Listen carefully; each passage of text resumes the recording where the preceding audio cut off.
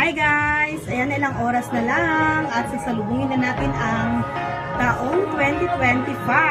Ayun! So, yan nakita nyo, maliit naming Christmas tree at may Christmas lights. Yun, simple pero merry. At dahil yun, ito din yung maliit naming tahanan. No? So, since na kumbaga, lumipat na kasi kami mula sa Bacoor papunta ito sa aming tinitirahan talaga sa natin. So, ayan, ito na po siya. Ito na po yung aming tahanan. Ayan ang sa kami.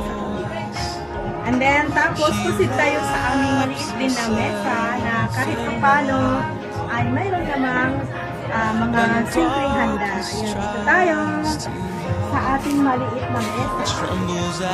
So, ang aming mga handa. Ayan, very abundant blessing na mula sa ating dakilang Panginoon. Yun. So, since galing po yan sa kanyang lahat, yan. Magkipalibig.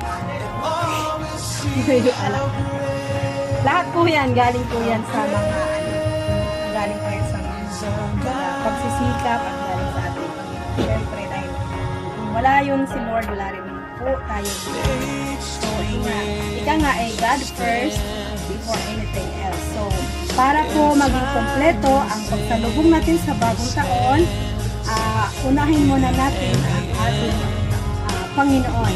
So, ang aming haligi ng tahanan ang mag-pray none other than si Papa Rumon. Halika dito. Pagpray mo yung food. Walang kanin. Food mo.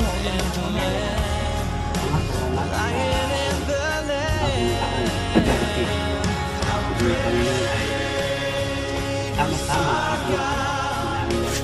Maraming lang po kami na hindi lang sa taon ito, hindi sama. Hindi namin taon na darating. Kahit sama-sama ng pamilya. Mga biyaya rin sa aming Panginoon. Ito po ay pagpalain mo maging anak namin. Ito po ang bahay na makapangyarihan sa bawat kitapos sa aming Panginoon. Kung wala ka Panginoon, wala po kami magagawa. Balik-balik walang gumulong kapangyarihan sa amin. Salamat Panginoon. Salamat sa lahat-lahat. Sa bagong taon na ito, o kalipas ang isang taon na kami iningatan mo. Salamat po Panginoon. Salamat.